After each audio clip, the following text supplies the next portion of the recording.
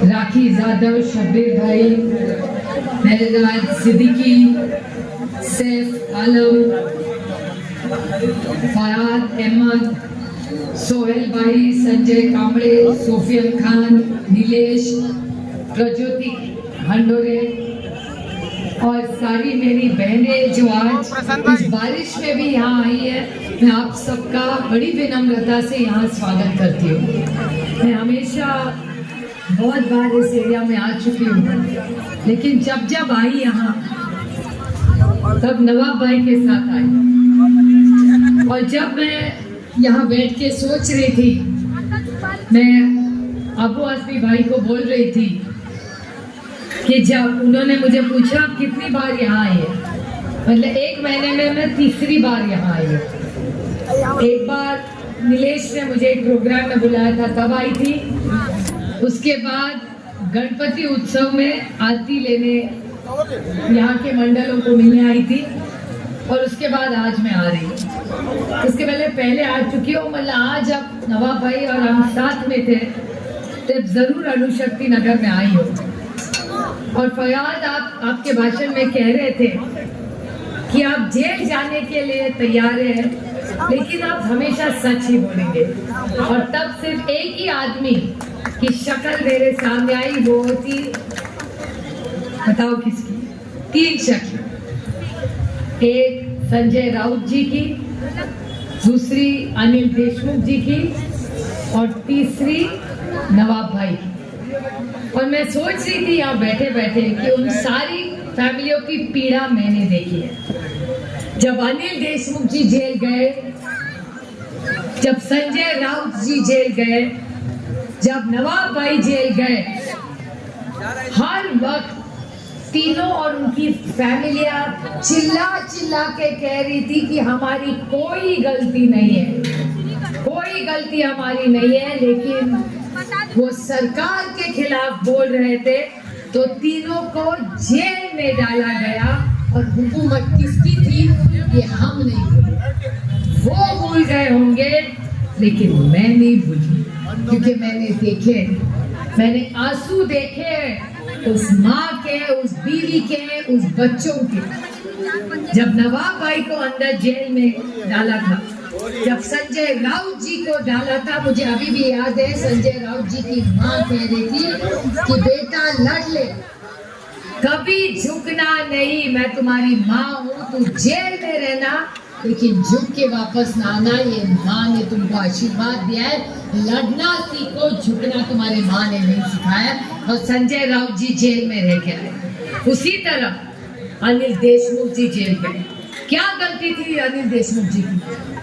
100 करोड़ रुपया का आरोप उन पे हुआ था, और एफआईआर देखा है, एफआईआर में 1 करोड़ रुपया आरोप हुआ था, 100 करोड़ का एफआईआर हुआ 1 करोड़ का, और 100 करोड़ का आरोप कुछ और ही था और 1 करोड़ का केस कुछ और निकला।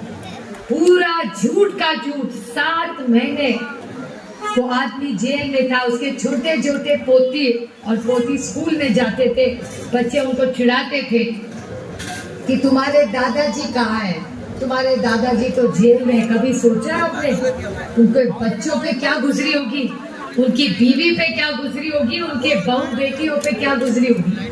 कभी सोचा है किसने? और किसके लिए? इनकी गंदी राजनीति के लिए। हर इस राज्य में अगर ड्रग्स के बारे में किसी ने बोला होगा तो नवाब भाई ने बोला। और क्या इन्होंने दिया नवाब भाई को? नया नवाब भाई को जेल में डाल दिया। और क्या थी नवाब भाई की गलती? मुझे कभी कभी आश्चर्य लगता है जब मैं नवाब भाई को देखती हूँ भारतीय जनता पार्टी के लोगों के साथ, मुझे बहुत दुख होता है कि अरे जिस भारतीय जनता पार्टी ने आपके फैमिली को इतना दुख दिया, क्या कर रहे हैं आप उनके साथ? बताइए आप। हमने तो नवाब भाई को कभी जेल नहीं डाला। नवाब भाई को जब जब जेल में डाला, अस्पताल में रखा, कोर्ट में गया, बताइए आज उनके साथ जिसके साथ खड़े, उनके साथ कौन खड़ा रहा? मैं जेल में उनको मिलने गई थी, मैं अस्पताल गई थी, मैं कोर्ट गई थी। आज जिनके साथ वे खड़े हैं कौन उनके सुख दुख में रहा है? उनके सुख में कोई नहीं था, ना उनके दुख में कोई था। सब डर गए थे, क्या करते बेचारे। लेकिन जिस तरह से नवाब भाई के फैमिली को, जिस तरह भारतीय जनता पार्टी ने अन्याय किया है, मैं वो भूले होंगे, लेकिन मैं नहीं भूलूंगी, कभी नहीं भूलूंगी, क्योंकि जो गलत है वो गलत ही है।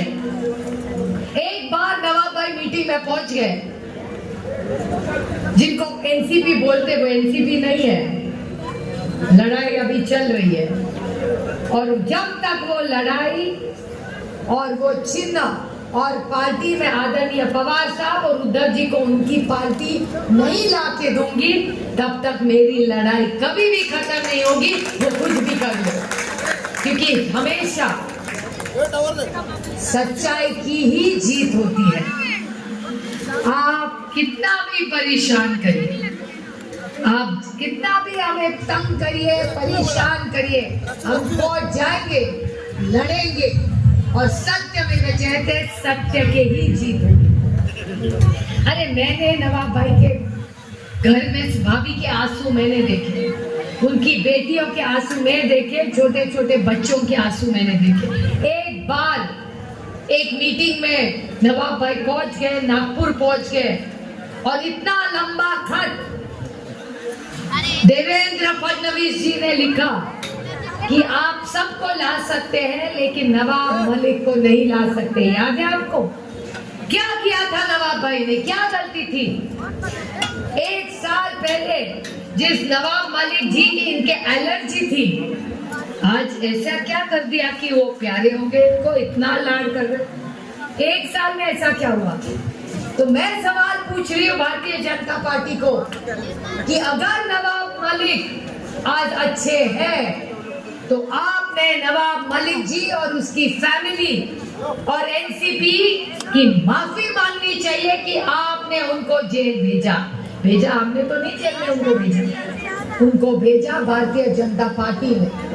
नवाब भाई के खिलाफ जो अपमान किया वो देवेंद्र फडणवीस ने किया। याद है आपको खत लिखा था कि हम नवाब भाई के साथ नहीं खड़े रहेंगे, आप उनको हटा दीजिए यहाँ से।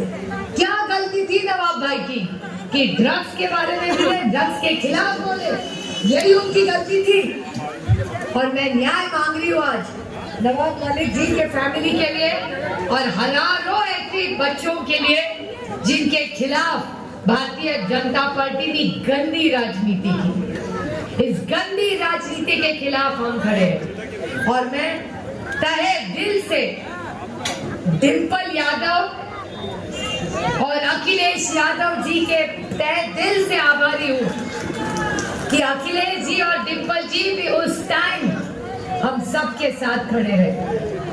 अखिलेश भाई का फोन आता था, डिंपल भाभी का फोन आता था कि आपके इतने सारे लोग इलेक्शन इन्होंने जेल में ठोस दिए, कुछ भी हो जाए हम आपके साथ खड़े रहेंगे, क्योंकि हमें पता है नवाब भाई ने कुछ गलत नहीं किया।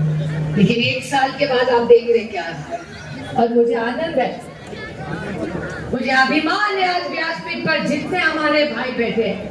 अभी महाविकास आघाड़ी तरफ से टिकट किसको मिलेगी अभी फ्री, वो सब हमारे वरिष्ठ नेता साथ मिलेंगे, चर्चा करेंगे। लेकिन मैं आपको वायदा करती हूँ कि यहाँ का अगला एमएलए वो सिर्फ महाविकास आघाड़ी का ही होगा, और जब हमारा एमएलए चुन के आएगा, ये रास्ता जिससे हम चल के आए ना, इतने बड़े बड़े गड्ढे, इतने बड़े गड्ढे में रोड या रोड में गड्ढा समझ में नहीं आता। अब आजमी भाई पहला हम लोग काम करेंगे, हमारी सरकार आने के बाद ये रास्ता ठीक करेंगे, और फिर हम दोनों यहाँ फिर से एक बार प्रोग्राम बनाएंगे जहाँ आप चलते हर व्यक्ति यहाँ से आएगा, और सब आप लोग जो यहाँ है, मैं आप आज बारिश में इतनी बड़ी संख्या में आए हैं, आप इनको आप मैं यादा करती हूँ। हर महिला जो यहाँ बैठी है, एक महिला मुझे मिली थी यहाँ आते हुए, वो कह रही थी हमें 1500 रुपया नहीं चाहिए, हमारी महिलाओं की सुरक्षितता चाहिए, हम आपको 2000 रुपया देंगे, आप हमें सुरक्षा दीजिए। आप देख रहे हैं क्या माहौल इस देश में है। कोई कुछ खा रहा है उसके पीछे पुलिस पड़ी है, कोई कुछ पहन रहा है उसके पीछे पुलिस पड़ी है। पर इस सब के खिलाफ हम सबको आवाज उठानी है और इस देश के संविधान को हम सबको बचाना है। अखिलेश भाई, डिम्पल भाभी, राहुल जी, हंडोली जी की बेटी आ रही है, अबू आसमी भाई आ रहे हैं, हम सब साथ अशफाक भाई ने हम सबको जिस प्यार से आमंत्रित किया है चीता कैंप में, मैं हम सब की तरफ से आपको वायदा करती हूँ कि इस भाग का विकास हम सब मिलके करेंगे और कोई कॉन्ट्रैक्टर नहीं करेगा। ना 5 ना 10 ना 20% की गड़बड़ नहीं होगी। जब महा विकास आघाड़ी की सरकार आएगी तो पारदर्शिता से जो काम करेंगे वो अच्छा ही काम हम साथ में मिलके करेंगे। और जो भी आपको करना है आप सबको संविधान की चौखट में लेके हर नागरिक का मान सम्मान करने की जिम्मेदारी हम सब पे है।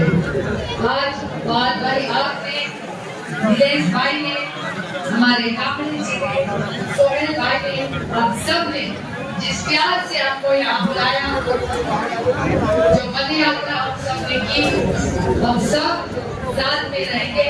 और अगली बार जब मैं यहाँ आऊंगी तो जरूर मैं और अबू आसमी भाई वोट मांगने के लिए आएंगे, सिर्फ नहीं लेकिन आपका आशीर्वाद लेके इस राज्य में आज जो गलत काम हो रहे हैं, जो भ्रष्टाचारी सरकार है उसके खिलाफ हम सबको लड़ना पड़ेगा। तो ये बहुत बड़ी जिम्मेदारी आप सब पे मैं छोड़ के जा रही हूँ। 7 बजे मेरा दूसरा प्रोग्राम है, इसलिए मैं आपसे भाई आपसे बड़ी विनम्रता से विनती करती कि आप मुझे जाने के लिए आज परमिशन दे दें। अगली बार आएंगे और लंबा बहुत अच्छा प्रोग्राम, लेकिन पाक भाई ने जो बहुत किया है उनके साथ हम सब पूरी ताकत से खड़े रहेंगे। इतना ही कहकर मैं आप सबको फिर एक बार से आपकी आभारी हूँ, तहे दिल से आपकी आभारी हूँ और आगे जाने के लिए आप मुझे परमिशन देते हैं। जय हिंद, जय महाराष्ट्र।